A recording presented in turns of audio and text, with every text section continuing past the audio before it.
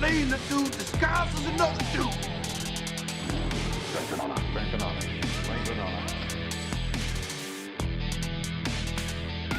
Hello. My name is Inigo Montoya.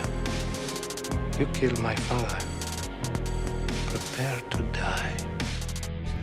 Why so serious? I could crush you, let go what him. At my signal, unleash hell.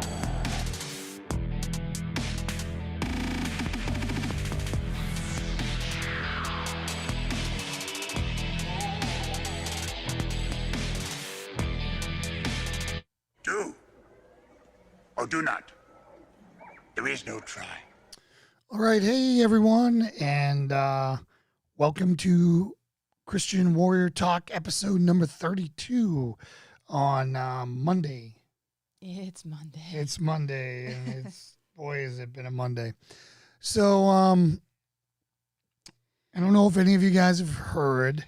If you follow us on Instagram, you know, we have a little bit of bad news. I'll let Lauren get into it. I'm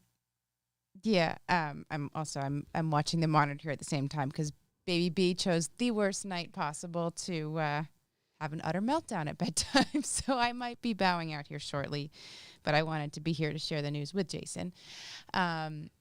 So, you know, we obviously told you all on Friday that that I had taken a pregnancy test because I was suspicious and I didn't want to drink with you all on Friday if I was pregnant, and it was positive. And I took another one on Saturday and it was positive. And then Sunday I started bleeding, and I believe I've lost the pregnancy. I don't think that what I'm experiencing is within the bounds of healthy pregnancy at this point. So we've been dealing with the roller coaster of high excitement on Friday to kind of crashing down just 48 hours later, and processing that. I mean, you guys were all doing the name game with us on Friday, you know, and so it's hard to start daydreaming that big and then have it all be taken from you so quickly. So yeah, I kind of processed my thoughts in a video that I put out just a little bit ago on Instagram to share. We know a lot of our viewers have gone through this same exact thing. We know we're not alone on this, and we deliberately shared it with you guys early because in Lauren's family there's a history of miscarriages, and we wanted as many prayer warriors as we could locking shields with us. So we appreciate your prayers. We believe that God does answer prayers, and just be with us during this. And the next time we're going to tell you guys same exact thing, because we want you guys locking shields with us and praying for a healthy pregnancy and a healthy Lauren and a smooth pregnancy and all those things. So again, you guys are, you know, like family to us. You know, I can't tell you after the Instagram thing went up, how many people, thanks Jay, thanks Chris, reached out, sent, you know, DMs, texts, calls, and all that stuff. And for all of you guys who, you know, who were still sending congratulations, don't feel bad. No, not you know, at all. we appreciate all the love and support, and we know that your congratulations would be so sorry if you had known. So no injury, no harm, no foul, nothing but love. And, you know, we greatly, greatly appreciate each and every one of you in that. And this has only strengthened our faith.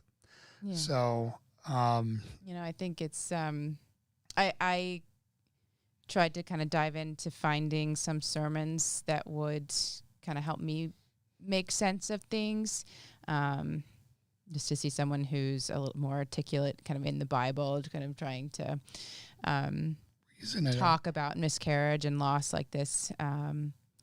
it's kind of, you say God blessed you with a child. And so if you go down that road of thinking and say, okay, God gave us this child, then does that also then equate to God took it away? And a sermon I found that resonated with me was, God did not cause this. That what happened is just, it's nature's, nature took its course. It was just this particular one wasn't meant to be, but that God will use this moment for good and kind of work it in my life and work it in Jason's life and how we share it with you all. And I shared in my video that it, for me, at a minimum, has affirmed in my heart that I really do want a second baby. I've gone in circles on that, especially in the moments of feeling very stressed and very overwhelmed and trying to picture juggling 2 kids when one is hard, and trying to picture how to do it all over again. And having that second child at my fingertips and then having that taken away has really affirmed for me that that's what I want. So I can at least put to bed the concerns that this is the right thing. I'm confident that this is the right thing now. Well, that's, definitely a blessing in this. So again, we're not going to stay doom and gloom. It affected me more than I thought it would have. But we're going to stay optimistic. We're going to stay positive, and we're going to stay in the fight, and we're going to lean into the Lord and our faith. Yeah. Just diving into the Word is the best way to do it. So a couple of things on the God front for myself that, as I was, being that we're home based right now and we don't have a church, our church is all the way in Maine, and Ken was on a trip, so he wasn't even pastoring this Sunday. I started watching some other ones that are out there that people have recommended and, doing my homework and rolling up my sleeves. And I found a guy who did a really good job at preaching what I think is a common problem for all of us, or for most people. I mean, there are some people who just get it and whatever. And I'm going to screw the story up, but basically, there are 2 farmers, and one farmer says, hey, I want to sell you 100 acres for next to nothing. Mm-hmm. Do you want it? The guy's like, of course I want it. I need the land. Mm-hmm. And he's like, well, there's just one caveat. I'm going to sell you 99 acres, and I'm going to keep the 1 acre in the middle. I just love it so much. I mean, you got a lot of history there. Mm-hmm. I love spending time there. I just want to keep that. But the rest of it, I'll just basically almost give it away to you. Mm-hmm. So of course, they go out there, sign the papers, he buys it. And over the next 2 years, that farmer tries to grow stuff on that land and all those things. And the previous owner becomes such a problem because the only way he can get to that spot is by traveling over the other 99 acres. Mm-hmm. And he does so much damage, this and that, doing that it's not even worth it to him. Mm-hmm. So, and what he equated that to, and I thought it was a great example of, of what a lot of Christians do. Mm-hmm. And a lot of Christians say, I'm all in, praise Jesus, I'll fast, I'll pray, I'll do whatever this, but they keep 1 acre in the center of them, or one part of the center of their lives that they don't let God into. Yeah. Yeah, I thought it was a very well done analogy. Yeah, whether it's, you're not married and you're having sex, so I'm going to do everything else good but this, mm-hmm. or your substance addiction, mm-hmm. or your pornography addiction, or whatever. I'm good everywhere else but this one place, and God will forgive me on this. And those typically are the same people who are praying their butts off and it bounces off the ceiling because they're not coming clean. They're not given access to the core of themselves to get the healing they need to get in tune with the Holy Spirit so their prayers can reach heaven. Yeah. Yeah. You know, and to me, that was very profound. I like the way he explained it, is that, you gave God everything but the most important part, and you're mucking it all up, all the stuff he's trying to do for you, trying to get to that 1 acre in the middle. Yeah. So I think you said in reflection, you have recognized that in yourself before, but you think that you're at a place I'm now out of that you've now. handed Like it over? I've given God everything in my thing, but I just look back at times in my life when it was that way. And where I was like, okay, I'm a good Christian here. I don't do this. I don't do that. I don't do this. I started the bargaining thing. Yeah. So, but, I do this one thing. And there is no part of God, which is why we talk politics with Jesus, right? Meaning that Jesus wants access to your politics. Like there's not any part of your life or belief system that should not be touched by Jesus and be influenced by Jesus. So if you're the party of abortion and you're all for killing babies, you're not in line with Jesus. So again, I just found that to be a very profound teaching point that I really liked. And then Ken hit a home run. He was guest speaking in Miami, Florida. And I watched him do a sermon on Cornelius, who was a Roman centurion who was a believer, but he barely know anything. Yeah, he was like just he only knew a little, but whatever he knew, he ran with it. Right. Did everything he possibly could. Yeah. And he did a lot with he walked with the little light he had. So he didn't have a beacon like a 10,000 lumen flashlight to light the way in the darkness. He had a candle. But he went and he brought everyone with his his whole family, all of his friends, everything. Yeah. He tried to live a good Christian life. Yeah. And the Lord heard him, like with how he treated the people and everything. The angel of the Lord said, your God has heard you from heaven, and sent him to Peter.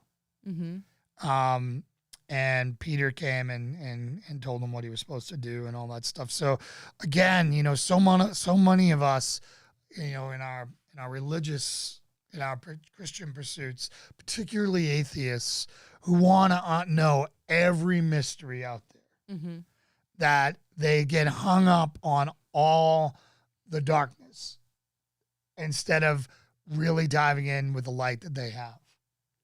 Like there's so much in this book that you can grasp easily, and that is good and is clear as day, and you should be applying in your life.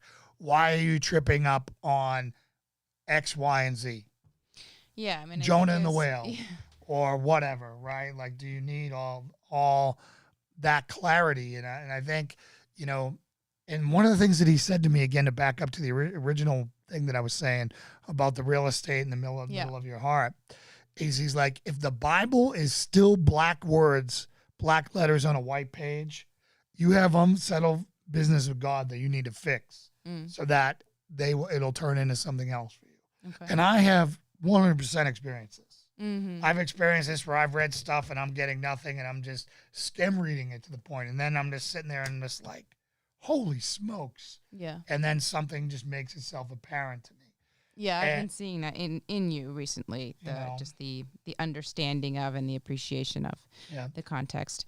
So there's a couple comments here from Mike Hull. There's no perfect life. There's no imperfect life. There's only your life. Keep your heads up and see what's ahead. Absolutely, Mike. Thank you. And then William Rutledge, you are family. I'm sorry to hear of this. Praying for you both and hoping the future to hear of a new healthy pregnancy. Thank you so much, William. We really appreciate that. And we really do consider you guys all family. So, I think so. As far as Ken's sermon, I think it's good for us all to take a look at ourselves, especially if we're feeling, if we're finding that our prayers are going unanswered, or we're asking for God to do more for us and it's not coming, to to look and say, has he given me anything that I haven't done well by yet? You know, that I kind of let that go, or I failed at something that God has kind of given me this little light on. Why would he give me more light if I wasn't good with that light? You know, and so I've got a lot of remorse with Maine over that. Yeah, and I think so. It's hard to look back and say, you know, should I have done something differently? But that might be where to start if you're finding that your prayers are going unanswered. You know, as far as that, I had one other point about Ken's sermon, but I can't remember what it was. That's okay. I got you. It'll come to me in like a few minutes. Yeah. So, I mean, I sit back and I think of, you know, here I was in Maine, you know, with Ken Graves at my, you know, I'm at his feet. I'm there around him to learn from it. And I was trying to do everything else and do that. Yeah. And, you know, I wanted more and more from God to let me know that things are going to be okay in Maine, when I should have maybe just been diving into learning as much as I could from Ken. Yeah. And trusting in God to provide. Yeah, it's so hard. I mean, because we've justified coming back here and all of that, but you could have written that story both ways. Right. So I think you just kind of got to take where you're at now, and commit to, from this point forward, saying, if I recognize that God has given me something to do it with all my heart, it's the best. Yeah, it's just so hard to discern sometimes between, you know, it's not supposed to be or a trial.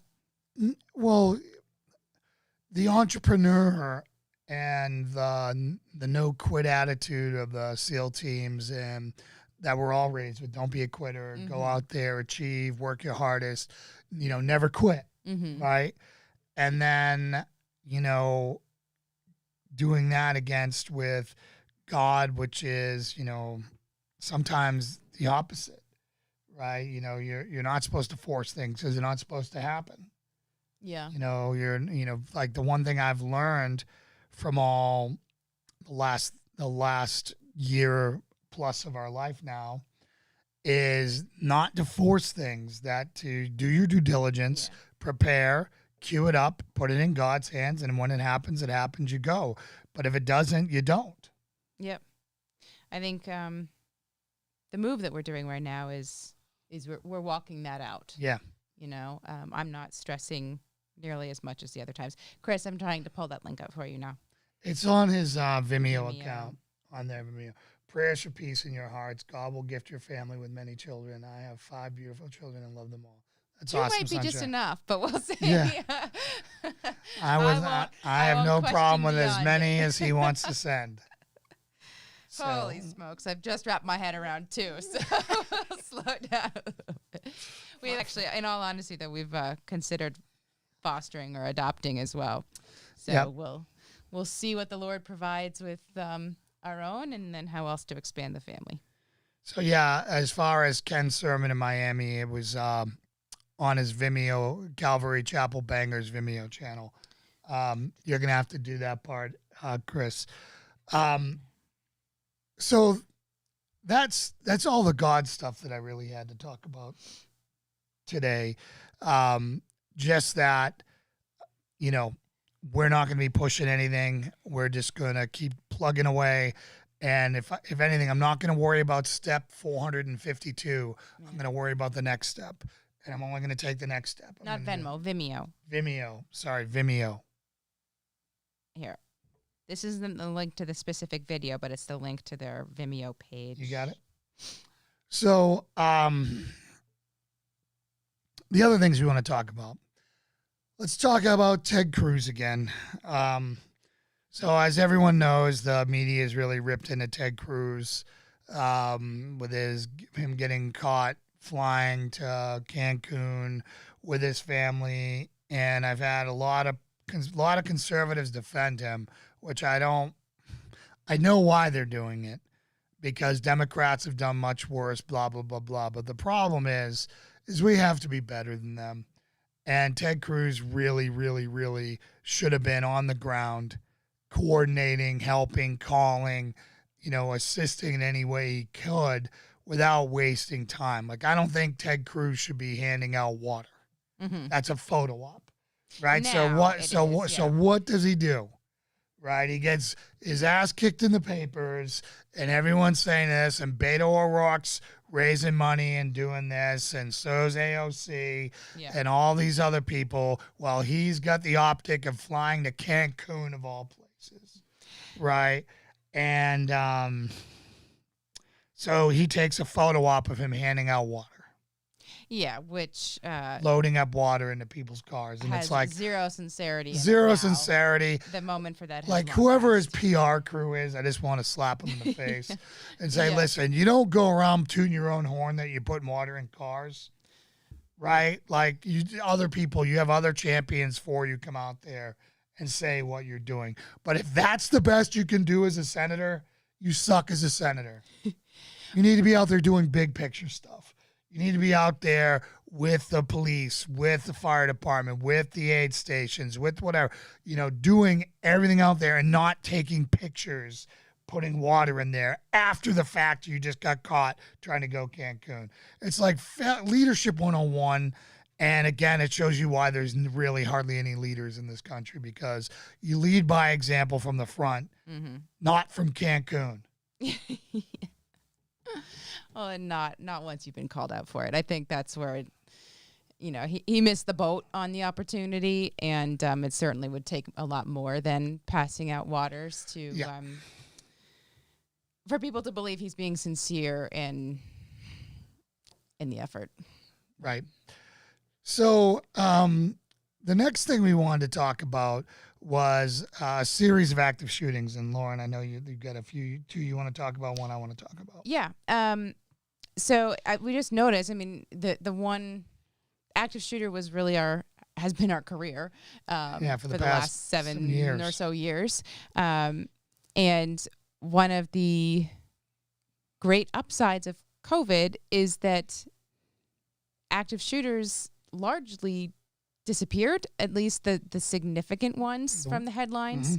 I'm sure there were a few kind of small ones that just didn't make the news, but there was plenty of gang activity and mass shootings. They just mass shootings, not the active. They just weren't calling them active shooters. They were gang targeting with 20-something people hit. Yeah, but from what we'd been used to seeing on the news, if there was, every month it seemed like, or every couple months, there was one that would be, pretty high death toll and very newsworthy, and they just stopped, which was obviously great, because the life is the most important thing. Yep. But recently, kind of over the last month, I've noticed multiple headlines again talking about the still small, which is great news, still small, but there have been an increase in mentions of active shooters again. And so it's just kind of wondering, is it just that society is getting back to normal, or is it the tensions of everything that's going on from lockdowns and everything? Are people starting to pop now on that? And so just kind of bringing it back to mind, these have all happened in public areas, versus workplace. They're obviously somebody's workplace, but in areas that public would go. There was a healthcare center, a gun store, and then there was one where it was actually one in the mall, and then there was one at a bowling alley. So it's places that kind of you and I on your everyday are more likely to be impacted now versus workplaces, which if they're all remote, workplace violence is a lot lower. Yeah, well, there's a couple things. One, I am registered for Google alerts on anything that mentions active shooter, and they have been happening all along. But the media had something else they wanted to go after. Yeah. The media drives the frenzy, and the media wanted to kill Trump with COVID. So everything was all COVID, nothing to take your eye off that. We can't handle. So you're saying that now that Biden wants gun control? Now that Biden wants gun control. Yep, that makes sense. The anniversary of Sandy Hook just happened. Yep. So guess what we're going to do? We're going to start ramping up all the active shooter and all the gun violence stats are going to start dropping off of everyone's lips right now, right? Very true. You got Merrick Garland getting ready to be confirmed as the Attorney General, and he's already said he's going to implement the gun control measures. So they're coming for your Second Amendment, and, some deranged somebody somewhere is going to do something terrible, and it's going to be because of a systemic failure to prevent it from, where they violate all the laws already on the books, and they're going to go do it, and they're going to use that to do some massive draconian measure. Yeah. And that's going to be the end of our Second Amendment as we know it, unless people actually rise up and push back, whatever that looks like. That's a great point, though. That's so sick about how the media will, it's kind of whether something's happening or not. We haven't heard gun violence in 4 years, right? The country is talking to you, or the media is talking to you about it. Gun violence hasn't even been on their radar. Mm-hmm. No matter how many people were killed in Chicago, no matter how many people were, gunned down in the poorest blacks communities, none of that stuff anywhere, right? But now it's going to start coming out now like crazy, and they're going to use it all against us. So, So the couple of cases that you said. So there was one in Buffalo, Minnesota, happened at a healthcare clinic. An older gentleman, 67 years old, who apparently was known to authorities, killed one person and wounded 4. He was unhappy with his healthcare there, so he was known there. Well, if you look at the reasons why active shooters happen, there's no more reasons than right now. Mm-hmm. You have half the country believe the election was stolen. You have another part of the election half of the country that thinks the other people are all evil, and the other side thinks they're all evil. And then you got COVID, you get isolation, you got depression, you got suicide, you got terrible care, you got jobs, you got business owners being forced out of business. There is a lot of reason to hate people right now. Yeah. I've been surprised that there haven't been more. I've been surprised that politicians haven't been targeted yet. I really am surprised that no one's been successful. Mm-hmm. I know that there was the Gretchen, whatever her name, in Michigan, that those Whitmer anarchists were going to kidnap and, whatever. And then there were some other people that they had, some crazy wish list or a target list, I thought. Mm-hmm. Chris got it as evil. So again, we have more reason right now for people who are unstable to continue to be unstable. But for some reason, we're not seeing the violence like we have in the past. Yeah. I'm not a conspiracy theorist, but it makes you wonder. Yeah. So the other one happened in Louisiana, and they haven't released a motive yet for it. And he picked a bad spot. He went to a gun store and a gun range. And this is called the Darwin Award for active so shooter. He walked in and he had a loaded pistol, they say, with an extended mag. And he's not supposed to have one kind of a loaded pistol out in the store area. And so then he got into an argument with staff, and then he fired a warning shot, and then he shot the store clerk and killed him. And then he became involved with a gunfight because everyone else there is armed. So with employees and patrons, and he was hit by and killed by gunfire, and then one other woman was hit and killed. So it's not clear whether that woman was killed by friendly fire or by him. And then several other people were injured. So I don't know what the goals were, what he thought he was going to accomplish. I don't think he probably. He might have been just a hothead. Who the heck knows? Who knows? Obviously, if he fired a warning shot, he wasn't initially intending to murder anyone, unless he accidentally discharged. But if he was just he was so pissed nervous that he was that being kicked out or something. Yeah. Yes, I have not seen the video, but I've heard about it. So, Chris, did you see Biden's video declaring veterans and former police officers pose a danger to this country? Well, we do, and let me explain why. Veterans and people currently serving in the military and law enforcement officers take an oath to support and defend the Constitution from all enemies, foreign and domestic. Mm-hmm. Our allegiance isn't to a party. So who the heck do you think they're threatened by? The people who are armed and know how to do it and know who their loyalties are supposed to be. It's to the Constitution, not to the Democrats or not to the Republicans. Mm-hmm. So we are, in a way, they're accurate saying that we are a threat because we're the only thing standing between them doing what they all want to do, which is, you know, basically socialism, lock us down, take away all of our freedoms. But, you know, they found our secret sauce, guys. And I was talking to somebody the other day. You want to know what it takes to brainwash? I was actually somebody on one of our forums, on one of our posts today, a longtime listener and supporter.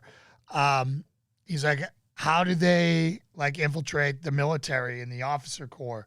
And I'm like, all it takes is 70 years of liberal professors, you know, and then a comfortable population. And then the third piece of that is you have to be able to read minds. Think about this. You have to be able to read minds and know what people be subjected to who will make the decisions that you want them to. And how do you know that? Social media. Right? So right now we've got enough data that you can tell everyone's 100% of their affiliation through their social media pages. You can graph them, right? You can literally graph them and say, this is who they are. That's who we're going to promote. We're going to put them in this position. And that's how they're going to do that. And that's what I believe they're doing. It's interesting. You know, but you want to know why the military is not doing anything? Because the officers are all mostly corrupted. Yeah. You know, they're all educated, you know, or, you know, you would think that they would be conservative, but they've been fired and they've rotated out a long time ago. I've met just as many liberal officers now, which I never saw in the teams when I was in. Okay. There was like one. Now it's everywhere, and it's the Pentagon. I mean, look at what Mattis and McRaven and all these other guys did. They're all swamp creatures. Been out all that long for the officers to be well, I mean, it was out like that. it was, and I only had interaction with the best. So imagine all the stuff below that, right? And who's going to get promoted? Like the military ranking system is disgusting. Yeah. Right? They have to number everybody, or at least when I was getting when I got out, they were doing this. Everyone in the command had to be ranked. So if there was, 100 SEALs, there was a number 1 SEAL and a number 99 and a number 100 SEAL. Right? They're all good dudes. And you know your ranking. Yeah, you get ranked one with this, that, the other thing, right? And so it becomes this political. I don't even remember. I definitely wasn't one. I didn't spend enough time on my knees, that's for sure. But it became a political hack operation. Yeah. And it became a thing where I'll give you number 1 if you give me 2 and 4. Where instead of like, we need, it should have been just, they're all great guys. Yeah. Celebrate the ones who are a class above. Yeah. But you can't put somebody else like off of political points or who his drinking buddy is or what. I mean, it just got ridiculous. Yeah. And it got disgusting. Yeah. And it just became a total, it turned the teams into a popularity contest in a high school locker room instead of. So was it always like that, or they implemented? No, that implemented over time. They were constantly evolving that because we used to compete against the whole Navy, and of course we were going to be the top 1%. You were top less than 1% there, so we would be all up there. And I don't know why they decided to break us off and do whatever. There were other ranks were getting tired that we were getting promoted at faster ranks, whatever. But you're going to have to talk to some desk jockey for that. But it just became a terrible, rot or cancer in the teams. And, that's what the military is. The people who get promoted, some of them are just awesome, badass warriors, and they get to a point. But if they don't start towing that party line, and they get out. And you'll see this with the most famous SEALs that are out now who had great reputations. They didn't stay in. Yeah. They're not pushing. They're not pushing for a 4-star admiral. Yeah. Why? Because they didn't want to play the politics anymore. Yeah. That's really unfortunate. And when we need strong leaders now more than ever, and morale is at an all-time low, it's just awful. And you got to remember that before, I got out before serving under Obama. Yeah. But there was 8 years where they purged everybody and got rid of everybody who didn't think like that. Yeah. Well, Trump found that out. Yeah, Trump found that right away. Jason, having served in the military, as many of your viewers have, and know that if the U.S. flag is flown upside down, it is a signal of distress or danger. The way the Biden administration is taking this, it is now the time to fly the flag up. Absolutely, I agree with that. I agree with the fact that the freedom of speech, which is the First Amendment, is gone, people. Mm-hmm. It's gone. It's gone. The First Amendment is gone. So then how long to the second? And the rest. So, yeah, we are in a time of distress, and you can fly your flag whichever way, you want right now, as long as you're doing it out of love for your country and not out of spite for your country. There's a big difference with people who just hate this country. I got involved with a debate with somebody on our Instagram page who came to a religious post about forgiveness and wanted to talk about how all government is slavery. Taxes. I'll let you figure out what type of guy this guy was and how, all government taxation is bad. It's all theft, this and that. Now, you're not going to get me to defend the government. You're not going to get me to defend taxation to a point. All right? I'm just like, the only way to not get any benefit of a government is you'd have to live in a deserted island with nothing. Yeah. Right? Because you wouldn't have the safety. Anyone could roll up and take your land. You would have no running water, no infrastructure, no internet, no power grid, no nothing. Mm-hmm. No laws. Right? And then see how great of a life you have. Yeah. No hospital, no health care. Yeah. And then the vulnerable and the sick, what happens to them? Do you just drown them in the ocean? They just go on a walk of shame and, like a wounded animal, and you never see him again?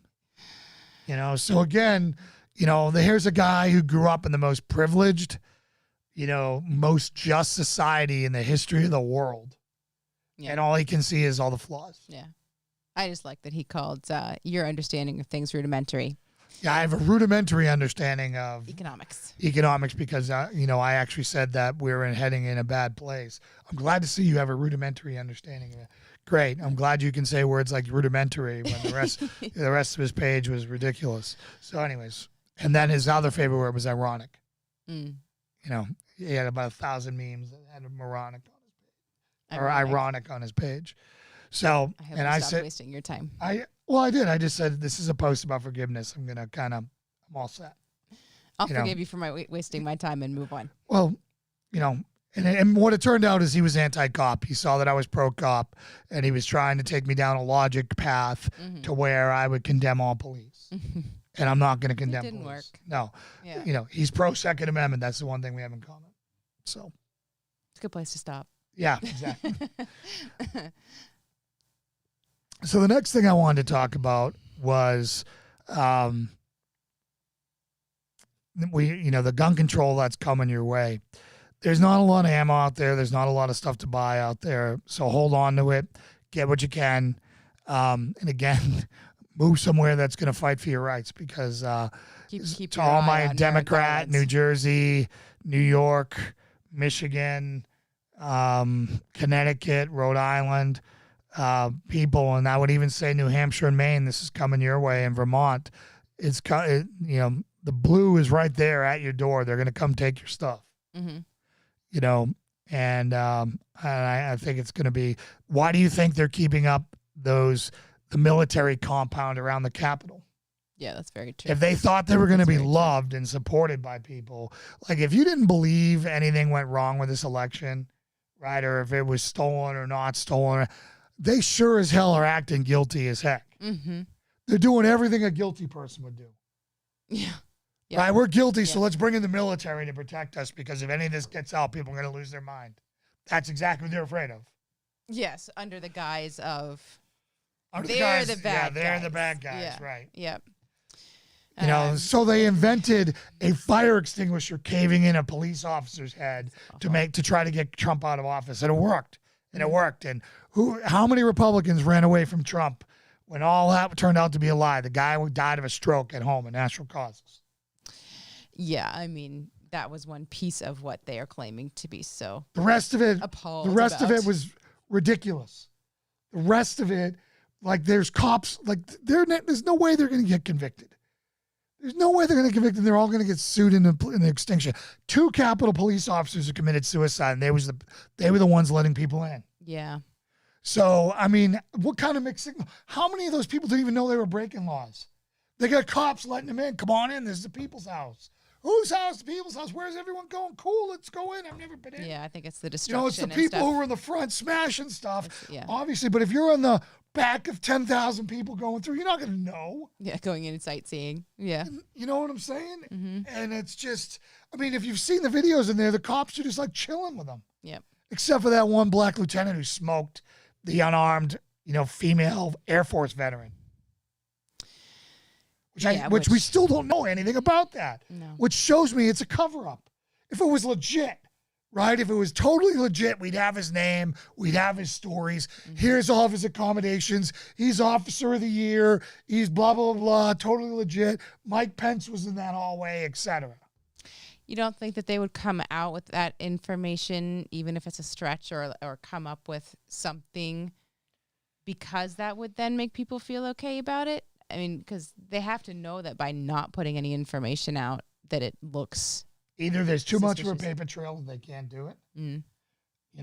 I mean, they're so good at making up their own right stories. now they're just You think that denying they would it. have made up their own story. Right. I mean, well, they made up the whole story of that cop getting killed with a fire extinguisher and everything else, and they're making like it's people dying of heart attacks. So they could just come out and say something about how it was justified, and everyone would. There's would buy it. There's video footage. Yeah. So someone would have had to plant a gun on her, which would have created another. There are no charges for murder on that cop. Yeah. There's no pending charges. There's nothing. Yeah. It's 100% a lie. His family was lied to. And then they cremated his freaking corpse so they couldn't do anything with it. Mm-hmm. Yeah. So anyways, yeah. So anyways, it's totally we got some bad stuff coming our way, guys. Prepare yourselves for it and start making plans. Well, I keep hearing, everyone says kind of, they say, they're not going to come and take my guns and all that, but it's, so many people have been a lot of talk and no action. So I'll be curious at the point, not if, kind of at the point they put in place some of these gun control measures, and this is like these buyback laws and stuff. How many people actually resist it or do something other than, well, shoot, I guess I have to give my guns up now. Yeah. Well, I'll tell you what, they are going to have to do this. They're going to do it in a way to where they're going to isolate people. Like if you've ever been treated for depression as a veteran, they're going to take your guns. Mm-hmm. They're going to do this. They're going to use red flag laws. They're going to come in and they're going to start selectively doing that, because if they do it all at once, too many people will be offended. Mm-hmm. But if it's a drip, we're going to take this guy. Like they deplatform Alex Jones. Crazy Alex Jones, right? Mm-hmm. They did that. No one said anything. And then it was this person. And then all of a sudden, everyone. Yeah. Now you can't even question vaccines. Yeah. You can't question anything. You can't get on the internet anymore and say anything that you want to say. Yep. Slow boil. If we said that last year, you would say we're crazy. Mm-hmm. Yeah, that's very true. Yeah. It's scary, but it'll be interesting to see how it gets rolled out. And you just can't believe that it's here, but it's here. Yeah. So the last topic we want to talk about is our how-to. If you guys notice, we've been doing news and Perry updates on the Perry family and what we're doing. And then we're kind of closing out with our how-to series on just trying to make some evergreen content in every episode for viewers to be able to come back and look at in 6 months or, a year or whatever. And find something of value in the episode. And you guys notice I've been breaking those out and relaunching them as their own separate videos. Before I want to get to that, I want to get into how you guys can support this channel. Like, subscribe, and share. We're almost up to 1,050. I was going to check today because we've been on a growing, little growing burst for us anyways. And no, we're still at 1,049 subscribers. So who wants to go recruit that one person to get to 150? Well, you can do that. You can go to our Apple podcast and rate that, because that's where all of them get rated on that. And that's where a vast majority of our podcasts. We have an audio version of this program that's on our Apple podcast. That's on Apple Podcasts, and then by then it's pushed out to every other podcast platform on the planet. It's usually about 3 days behind from this episode. So I just put up Fridays today, and then tomorrow I'll put, this one up or so, or the next day. You can also go to Patreon and get one of our memberships there. They all are the same thing, just different levels of how you can support us. And then you can go buy our swag. So our swag should be here this week. Did you look for the tracking? I did. So it's on the 21st. It was sent to, wherever, and now we're waiting for it. It was sent to wherever? Yeah, Where's wherever? The mail place, whatever the mail place is, Okay. the sorting facility. Okay. So the shipper has had it for 3 days. Okay. So hopefully, we're not going to be doing a Friday this week. yeah, this Friday we'll be in Boone, so we're gonna do it on Thursday. Is that Do it the on word? Thursday instead of small Is group. that the word? Okay. Get your drinks ready for Thursday then. Thursday we're gonna have our BYOBB. You don't need swag. You are swag. He needs swag for his swag. Hey, thanks, man. I appreciate that. Appreciate it. Well, I don't recognize your name, so welcome to the show. Welcome to the family, brother. So, anyways, so let's get into our how-to series. Thank you, Stephen. Thanks, Stephen. Appreciate it. Yeah, we got some awesome stuff. I don't want to waste your time by showing it to you all here. We got our Strength and Honor line there that I think you'll like. All of our shirts and hoodies are 4-sided. They all have a front, a back, an American flag, and a logo on the shoulder. That's why they're expensive. All right. I want to do my shirts right. All the T-shirts are made in America. The sweatshirts I could not get made in America at Printful. I tried my best, but I don't believe I chose China. I chose everything but that. Mm-hmm. So, and then the hats are what they are. They're done in America. They're all printed in North Carolina. Yep. But as far as, I tried to get all made in the USA, but drop shipping, which is basically print on demand, meaning we don't carry a bunch of inventory. We built a design. You can choose one of 1,000 colors or 50 colors, whatever they are. You can do whatever you want, mix and match, and then they make it individually and send it to you. That's how we do it, and then we get a cut of it. So, anyways. So, Danae, we are doing Thursday because we are out of town Friday, and we will not be able to do it on the road. So, we're bumping it to Thursday. We know that might impact people's imbibing if they have work on Friday. But we will be there if you can join us. There. We will be there just because, like I said, we're going scouting. Going scouting.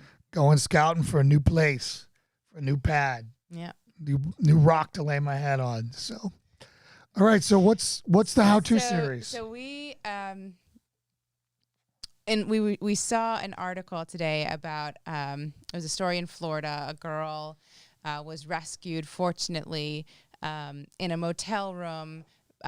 She had gone to meet someone that she'd met online, and he was an online predator. And she was fortunately saved before anything really happened. That is often not the case. But so that kind of inspired us to talk about how to keep your kids safe from online predators and just that whole very dark, dangerous world. Yeah. So there's a lot of things that you got to do. And it can seem overwhelming as a parent or, even as a husband or, looking out after your wife or whoever to make sure that, bad people aren't come in contact because a lot of us are working from home right now. A lot of people are having virtual relationships all over the place. And maybe that person that your wife's been doing business with is a creepo that has no idea, and now they're going on a trip, and you want to find out, a little bit more about those people or whatever. But today's focus is going to be on kids, but there are some tools that you can use to check on adults that are pretty pretty robust. The background checks today online. There's a million companies out there. You can do those. You can do them very easily. So. Most important principle is trust but verify. Okay. Again, and then the trust part, trust is earned, right? Your kid has to earn your trust, right? So with good, sound decisions, okay? But always verify your kid because we've all been kids and we've all made mistakes and we've all did things that we had to do to earn our trust back. there is no excuse for not knowing where your kid is now today. Mm-hmm. If you're going to hand them this supercomputer of evil, you might as well make it work for you. Yep. All right? You might as well make it work for you. There is no way in heck you should not know where their phone is. And if not their phone, get them an iWatch. Yeah. And if it's not whatever watch you want to get, that's got a tracking chip in there and you know where that is. Yeah. And then make sure you actually get a program signed up that you can see where it's at. The other thing is I am not, if I am paying for the phone and then they're not 18, right? They can't own anything until they're 18. Right. I am going to have that thing unlocked and I'm going to have spyware on their phone knowing what's going on. Yeah. So you just kind of blended a few things there. But so we have the trust but verify. So if they say that they're going over to their friend's house, call the friend's parents and see if that's actually happening. Use tracking apps. We use Life 360 just to know where we are. So, you know. Lauren's a creeper, like, whoa. Oh, yeah. Love it. So, if he's going out to the store and he says, I'm heading home, but it takes a lot longer than it should to come home, I'll see where he went. Did he stop somewhere? Was it an accident? Did he stop because we lose cell service and he stopped at the church down the road because that's where he's on a call? But if he didn't notify me on why he's going to be late, it's really nice to be able to make sure that he's okay and not in a place like he's in trouble. But there's a lot of deer and a lot of windy roads here. It's really, I've wrecked, when Lauren was in a car in front of me. So bad things happen here all the time. And it's just the phones and smart devices can do so much evil. Let's use them to do some good. Yeah, so the Life 360 allows you to set locations, very common ones. So I get a notification, Jason left home or Jason arrived at home, or you can set work, arrived grocery at work, store, whatever, school. And a boundary, so for the kids especially, you can set a boundary. It's called that geofencing. they're okay to be in, and you get notified if they leave that boundary. So it's great for your partner, but it's also great for your kids. Right. So if you don't want your kids going to the violent drug neighborhood, you draw a circle around that and you're notified if they enter it or they leave, whatever safe space you gave them to stay in. Like, no further, like we were given streets. Don't go any further than this, that, the other. This would tell you if I was a knucklehead. Mm-hmm. And I was a knucklehead. Our kids have no hope because Jason has done it all, knows it all, and there will be no tricks past him. And then the other one that you kind of combined in there was the monitoring their devices. So that is, if you're paying for that cell phone, which you likely are, and they are under your roof, which they likely are, they don't get to keep the secrets from the phone, or the computers from you. You know their passwords. You get to read their messages. You get to look at what they're doing, make sure that they're haven't added any apps that you've told them not to. And it's not to kind of snoop in their private business, but it's just to make sure that they aren't being taken advantage of in any way that they might not even be recognizing. And when you're doing that, I would save like your outing of that for something big, right? Like you don't want, like I would, tell them, when you first give them the phone, to say, hey, if you do anything squirrely with this, I'm going to know about it. I wouldn't go any further than that. And then little things are going to come, little things are going to come, little things are going to come. Because if you don't, like one of the ways that they're doing workarounds is they'll get into a game. Mm-hmm. And the game has a chat function. Mm-hmm. And so instead of having a traceable conversation place like I Am or, Signal or one of these other things, they'll communicate in chat in a game to get around it. Yeah, and so that's so one of your by other letting them tips. think they're safe there before you pull the rug out on them, I would definitely keep an observation, and you're going to be able to see how honest your kid is. Yeah. I mean, if you're going to feel dirty, but you're doing it for their own good. Yeah. So that's one of your next tips is beware of video games. And I'm not a video gamer. I wouldn't have known that there's kind of outside of the video game itself, there's these whole chat communities that can go on, that's where a lot of this predatory behavior can start, where they can establish relationships with people that don't have the best intentions for them. I wouldn't have known They're that hanging about out video with, games. they're hanging out with David, who they think is 14. Yeah. David's 24 or Yeah, 42. that guy who's still in Mama's basement. And is Yeah, now a and total like they've been creeper. hanging out with doing adventures and Mm-hmm. playing Minecraft or whatever, where they can talk to one another unmonitored. Yeah. I mean, that's how terrorists were communicating, through games. Right. Yep. So again, it's an unmonitored channel, and if your kid's playing a lot of games, beware. Mm-hmm. Go ahead. Yeah.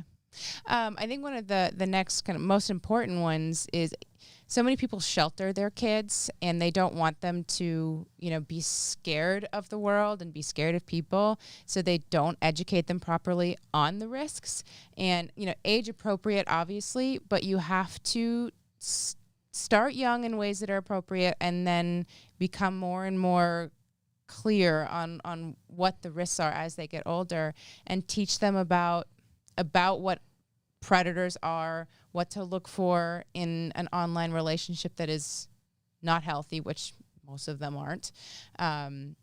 Talking to them about sex and sexting and not sending naked pictures, or what to do if someone sends them a naked picture, and all of this stuff. When someone is being groomed online by a predator, that person will likely start to ask your child to do kind of more and more sexual things and see kind of how far they can go before your kid gets unnerved by it. And they might do it in such a slow way and kind of gaining their trust that before you know it, that your kid is sending them that naked picture and thinking it's okay. So talk to them about that and about why it's not. But then again, that's why you also need to be looking at their devices to see if that they have started engaging in that kind of thing. Yeah, you're not going to, and that's where teen suicide comes from, because, you used to make mistakes when you were a kid and it was isolated or could be small. Now it lives on the internet forever. Yeah. Yep. Your daughter or son makes one bad mistake and now the world's going to know forever. Mm-hmm. And there is no forgiveness out there. So you have to be that hawk for your kids. Yeah. And, if you talk to anyone who made social media, they don't let their kids on social media. Yeah.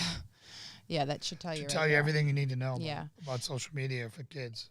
Another thing to tell your kids to watch out for is if they're ever told by this person that they are trusting. And this goes for online predators or for any kind of potentially abusive relationship, whether it's, Uncle so-and-so who's starting to get abusive or whatever, is if they start telling your kid, this is between you and me, this is our secret, don't tell your parents or something like that. That should be a big red flag for your child that they are engaging in or are about to engage in something that really shouldn't happen if they're being told to keep it between them and the predator, them in this online relationship. Yeah, and unfortunately, this can happen in the church, right? As we've seen, particularly, the Catholic Church is notorious for pedophilia. When they prey on trust. Yeah. If all those churches were allowed to be prosecuted, the Catholic Church would be bankrupt and out of business because it was done so bad. My grandfather was raped by in an orphanage, in a Catholic orphanage in Newfoundland. Oh, and you said so that's why your family is on your mom's side a was very, just not religious at all. very dark path as a family because of that. So again, so it can happen in the church. That's why Lauren's comments about being very age appropriate on what should be touched, what shouldn't be touched, and then tell your kids that there is no one, not Uncle Bob, not Aunt Lisa, not anyone that they can trust like mommy and daddy, right? And that they need to tell you anything that happens. And the second that somebody says don't tell, that needs to be the first thing they need to tell you. Yeah. Yeah, I mean, this is getting a little off of the kind of online predators, but, into just kind of sexual abuse, which can happen in both kind of contexts. But, even with B now, I I tell her, even though she doesn't really understand, kind of I give her a heads up when I'm about to wash her privates, that it's not unexpected touching. It's not unwarranted touching. So she starts to know that that's what that's for. And it shouldn't happen in any other context, and kind of using, appropriate terms for body parts and things.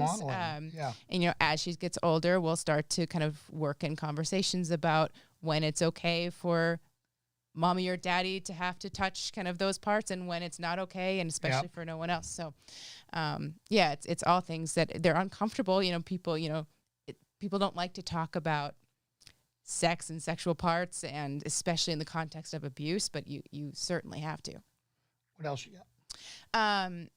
I think one of the other ones that we haven't talked about yet is limiting their access. Educate yourself on all of the apps and things out there that are the more common ones for these predators to kind of find their target. Let me stop there.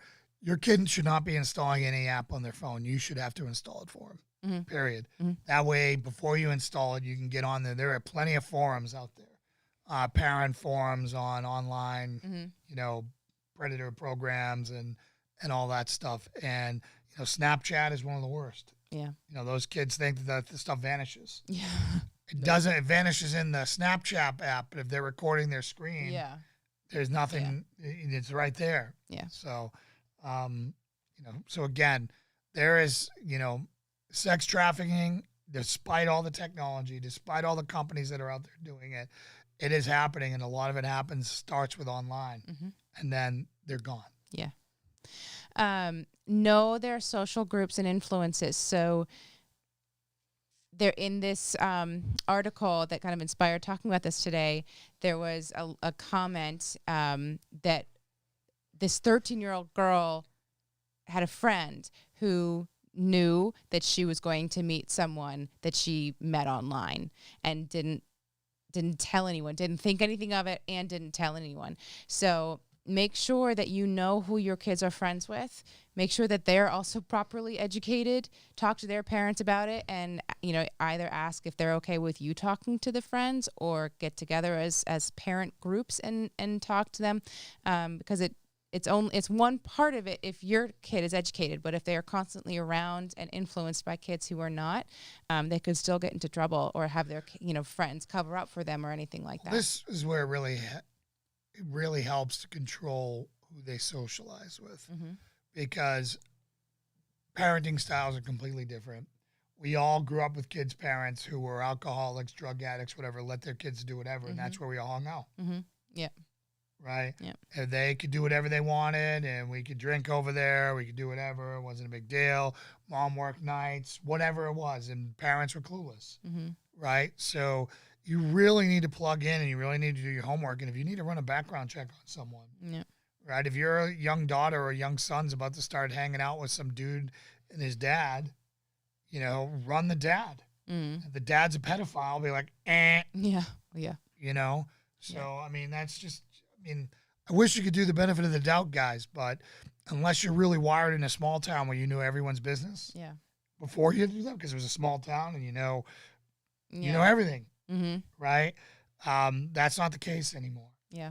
So now we all kind of blend into this blob of this ocean of obscurity, because we move around so much and we're so transient.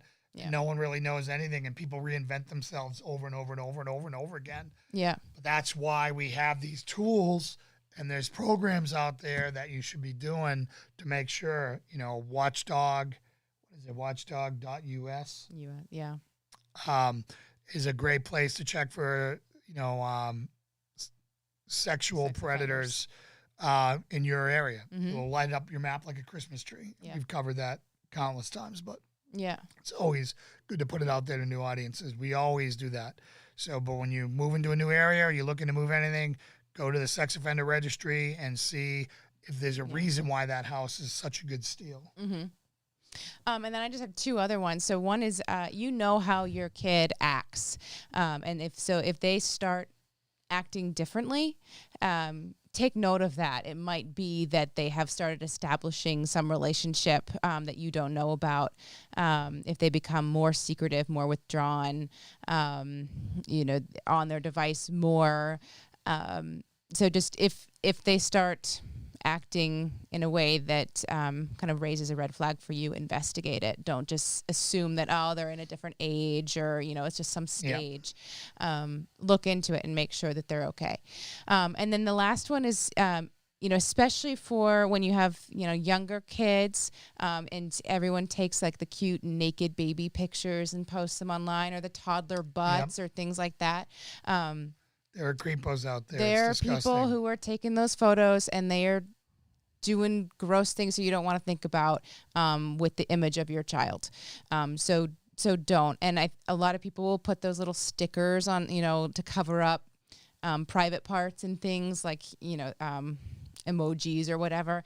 Those can be, if they're not, part of the actual photo, they can be removed if people, digitally, or they'll just say they have enough of, they'll take like the face of your kid and put it on the naked body of someone else. And so, but it's still your kid's face. So, educate yourself on that too, on what is safe to put out there of an image of your child and what is not.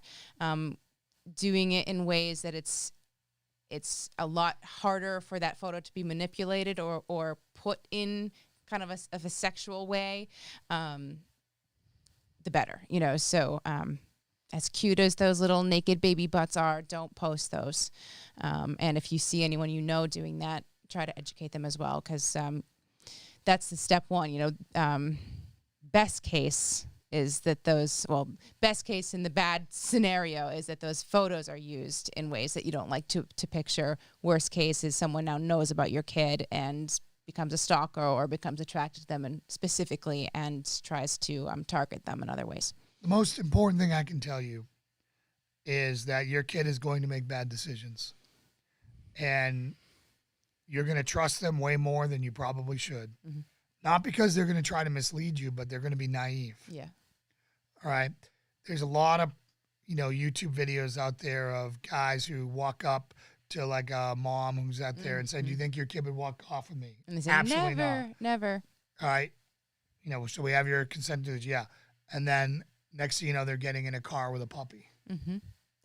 All right. So again, you have to think for your kid. You have to watch your kid. You have to be plugged in. You have to be off of this, watching your kid on the playground. Yeah. You have to be paying attention to what your kids are doing online, right? Online is we're all at home now. Mm-hmm. So now they're going to be getting more and more interactive online and cameras and this and that. And you wouldn't believe how many parents' hearts would break if they could see what's on their kid's phone. Yeah. Young kids. So I know this was kind of a dark episode. Sorry, didn't mean for it to be a bummer, but this is all to prevent tragedy, right? Yeah. We don't want to hear any nightmare stories about any of our of anyone, but particularly our extended Vanguard family here at, Patriot Crusader Mission. So, we love you guys. Again, we thank you for your prayers. We really, really, really appreciate you guys reaching out. You guys, it sounds stupid that it's just characters on a screen, but knowing that someone took the time and the energy to reach out to you in some manner or form to say they're thinking about you and they're sorry does make a difference. Yeah, I second that. One of my, when this happened yesterday and kind of in today, it's like, and we told everyone, and that initially was like, now we have to go take it back, essentially. But then it's like, Jason's like, no, it's a good thing that everyone knows because that's so many more people to support you through this now. It's not like you're hiding anything or going through it alone. And that's certainly true. So we're both grateful that we have the opportunity to share our lives with you all and for that support. And that's what makes this Christian community different.